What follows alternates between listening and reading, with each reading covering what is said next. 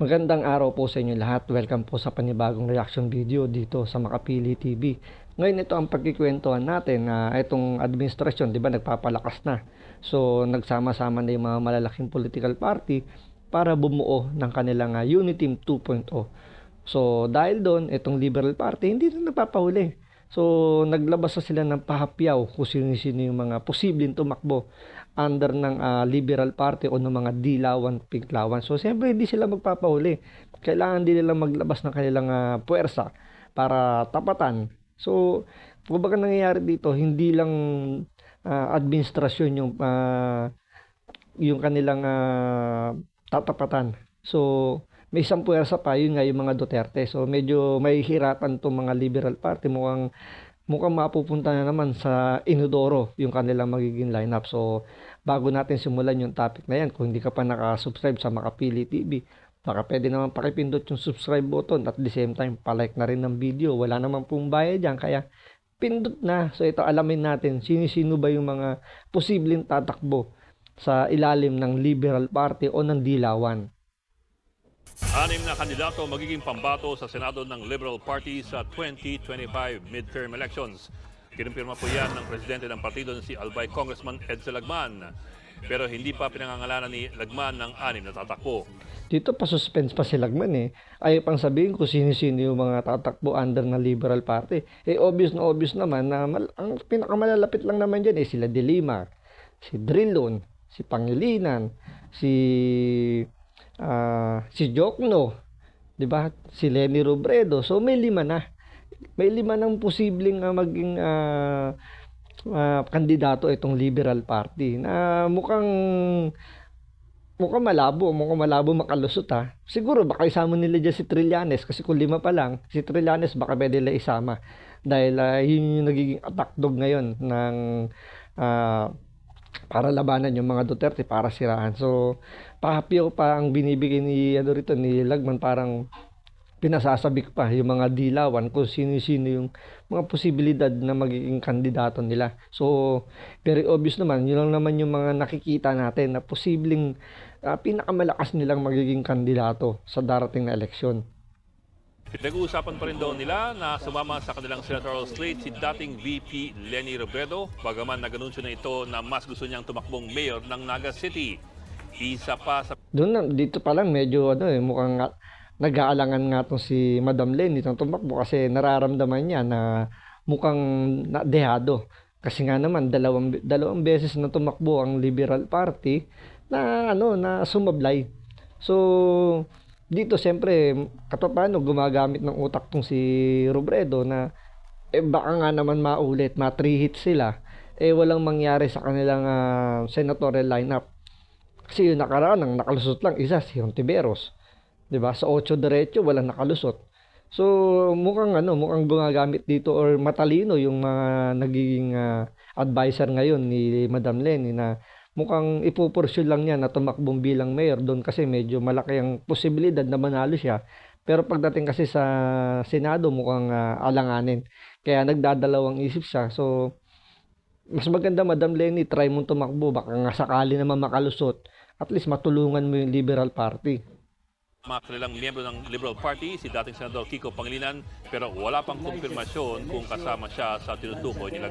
Ito medyo pakipot pa tong si Kiko Pangilinan obvious naman kung tatakbong senador to is under to ng Liberal Party. Kasi ang dugo nito dilaw. Simula pa lang dilaw na yan. So hindi na magbabago ng political party. Ngayon kung sakasakaling humiwalay yan, hindi yan tumakbo sa Liberal Party, mas lalong guguho ang Liberal Party kasi isa sa mga pundasyon to Kumbaga sa bahay, isa sa mga poste to ng Liberal Party. Tumakbo nga itong Vice President, di ba, under ng Liberal Party kasama ni Leni Robredo.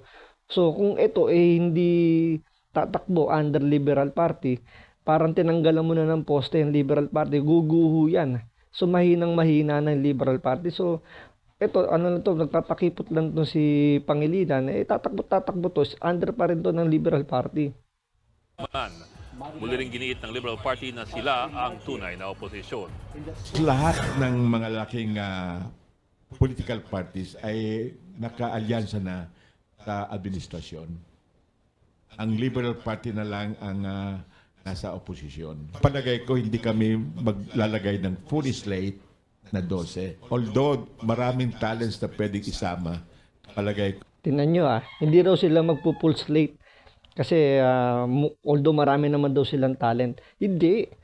Natatakot silang tumakbo under ng Liberal Party kasi alam nilang kalalagyan nila. Masisira lang yung karir nila. Isipin nyo lang si Marojas, napakalakas dati niyan. Pero anong nangyari ngayon? 'Di ba? Hindi na siya nagparamdam kasi nasira na yung karir niya eh. Yan yung nangyaring naging resulta nung paktakbo ni Pangulong Duterte. Kumbaga nahubaran yung nahubad yung maskara ng Liberal Party. Na ipakita kung gaano ka walang kwenta yung partido ngayon dahil sa hindi nila malabanan yung korupsyon, tumaas yung kriminalidad, laganap ang droga sa bansa natin. So, kumbaga parang na-expose ni Pangulong Duterte yung kakulangan ng Liberal Party. Kaya ngayon, basang-basa na yung papel nila. So, hindi na sila, kumbaga, mahihirapan na makabalik itong mga to. Isipin nyo na nga lang si Bam Aquino. Bam Aquino na yung dala niya. Tatakbong senador pero hindi under ng Liberal Party. Hindi under ng Pinklawan. Nagtayo ng sarili niyang political party at doon siya tatakbo. Bakit niya ginawa yon? Kasi alam niya, kung tatakbo siya under ng Liberal Party, walang mangyayari sa kanya, hindi siya mananalo.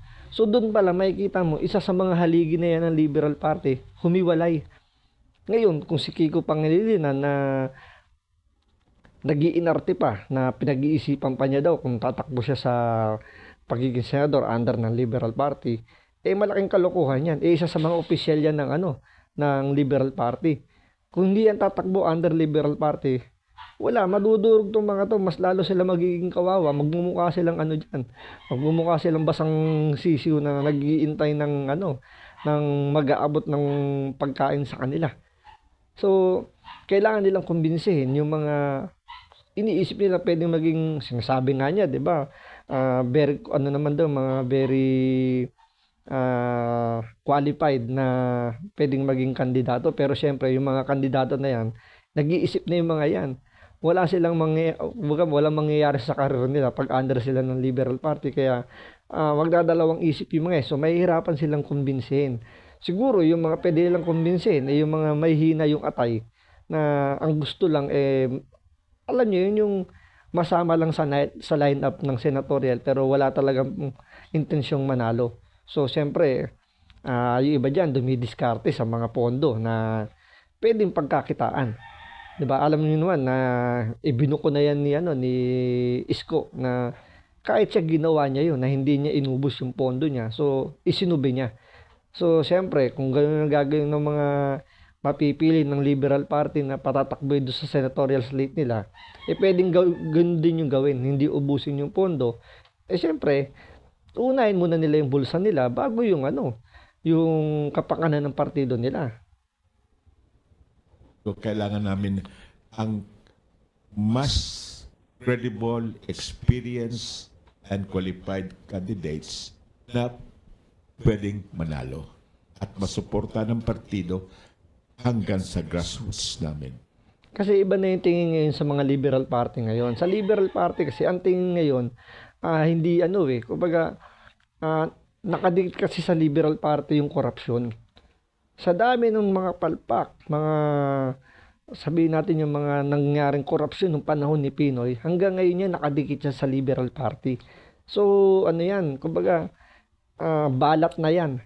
So, sa tuwing maririnig ng taong bayan yung salitang Liberal Party, andyan yung kulay na dilawan. So, yan yung pinakamahirap na hindi na mawawala yan sa Liberal Party.